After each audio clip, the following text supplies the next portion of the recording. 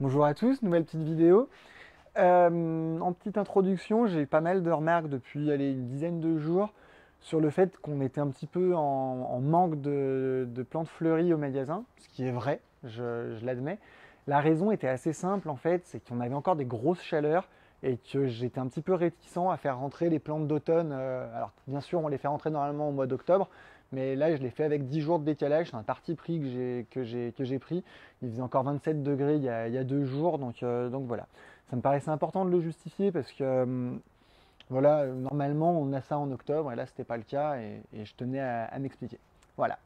Maintenant qu'on les a rentrés, vu qu'il y a plu hier, la météo s'annonce très pluvieuse également, pas très chaude, donc là on va pouvoir commencer. Je vais vous faire un petit passage en revue très rapide de tout ce qu'on a. Je vous ai déjà parlé la semaine dernière des pensées. Je vais refaire un petit stop dessus, c'est quelque chose qu'on fait énormément. Il faut quand même savoir qu'il n'y a vraiment aucune plante qui fleurit plus longtemps que la pensée en hiver. On est sur des floraisons jusqu'à la fin du mois de mars, voire plus loin s'il ne fait pas très chaud au printemps. Je vais laisser passer ça. Ah non, je ne vais pas le laisser passer parce que cela dure très longtemps. Non, ça va, c'était pas si mal. Donc ouais, il y a pas de floraison plus longue dans la mesure où voilà, on est en fleurs jusqu'à la fin de l'hiver, voire même le début du printemps. Énormément de couleurs, elles craignent pas le froid, elles vont avoir tendance à geler effectivement dans les grosses périodes de froid, mais elles repartent dans la foulée, ça ne les tue pas. Voilà, c'est un très grand classique, mais ça marche toujours bien. L'autre plante, je ne vais pas inventer l'eau chaude sur les plantes d'hiver parce que malheureusement il n'y a pas eu de révolution, mais voilà, l'élébore, la rose de Noël, c'est une floraison blanche. Là, c'est les premières. Non, j'en aurai beaucoup plus après sur le mois de novembre et de décembre. Non-gélive, vivace. Elle n'aime pas trop le soleil, donc si vous voulez la mettre en terre, plutôt exposée à l'ombre. Voilà. Ça marche bien. Je m'arrête pas trop sur le chrysanthème que tout le monde connaît. Je vous parle de rosier, petit aparté non fleuri à ce moment-là, mais le rosier, on est pile poil dans la saison pour le planter. Je les ai reçus hier. On a fait toute une grosse collection de roses. Les rosiers grimpants, grandes fleurs, fleurs groupées et beaucoup de roses anciennes, roses très odorantes, très intéressantes. Voilà, donc là on a toute une gamme ici. J'en ai une autre partie là-bas sur des collections plus générales et un petit peu moins chères aussi. Il y en aura pour tout le monde. Voilà. Je reviens quand même sur les petites plantes en godet, pensez mais pas que. Vous pouvez, et j'insiste, ça on me demande souvent et je voulais en parler, vous pouvez les panacher comme vous voulez. On les vend, on a un prix par 10 qui c'est 10, quelle que soit la couleur que vous prenez, vous faites vos mélanges comme vous voulez. C'est quelque chose qui m'est souvent demandé parce que c'est vrai qu'en général on vend des caisses préfaites et on n'a pas le choix. Nous on insiste bien sur le fait que vous faites vraiment ce que vous voulez. On a des petites caisses pour ça, voilà, c'est vraiment l'objectif. Après, dans les autres très gros classiques en floraison, vous allez avoir tout ce qui est bruyère.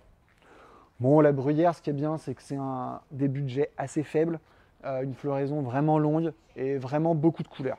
C'est vraiment le gros avantage. Toujours dans les floraisons d'hiver, d'automne, l'astère, ça c'est pareil, c'est quelque chose qu'on vient de recevoir. L'astère fleurit beaucoup moins longtemps, par contre le gros intérêt qu'elle a, c'est que c'est une vraie vivace. Elle repart vraiment bien d'une année sur l'autre. Vous avez plusieurs variétés, des montantes, des plus courtes, enfin, voilà, il y a vraiment beaucoup de choses. Et puis un dernier petit stop sur quelque chose de pas forcément hyper connu sur le cyclamen. Le cyclamen, vous avez les variétés mini, comme celle-ci, et les variétés plus grosses. Hop là. C'est pas que la taille du pot qui les différencie. C'est le fait aussi que le mini cyclamen, celui-ci, est beaucoup plus rustique au froid. Et en fait, c'est un bulbe. Alors, si je le dépote, je pense pas qu'on le verra, mais c'est un bulbe. Si vous le mettez en pleine terre, il va avoir tendance à geler et à repartir sur le printemps. Voilà. L'autre truc que je dis pas assez sur les cyclamènes, enfin qu'on dit pas assez, c'est que quand on veut les défleurir sur une fleur passée, c'est hyper important d'enlever toute la tige. Quand on tire, si on coupait que la moitié de la tige comme ça et qu'on laissait cette partie-là, ça créerait des pourritures et ça pourrait moisir à l'intérieur. Ça après, c'est assez visuel comme explication, faut pas hésiter à me poser la question ici. Voilà, donc ouais, sur la droite, vous avez la collection générale de rosiers dont je vous parlais. Donc c'est des rosiers à partir de 10,90 € en gros, donc c'est pas très cher. Et on a aussi toute une collection de rosiers couvre-sol, mais ceux-là sont plus à l'extérieur. Voilà, bien évidemment, pour la Toussaint, on aura les chrysanthèmes. Je ferai une vidéo qui parlera que de ça, mais sachez qu'ils sont déjà prêts, une petite taille à 2,50 € avec déjà un peu de volume. Et évidemment, on fera aussi beaucoup de compositions. On est passé devant tout à l'heure, j'ai oublié d'en parler. On peut toujours les faire sur mesure, on peut toujours vous les faire en commande, toujours vous les livrer.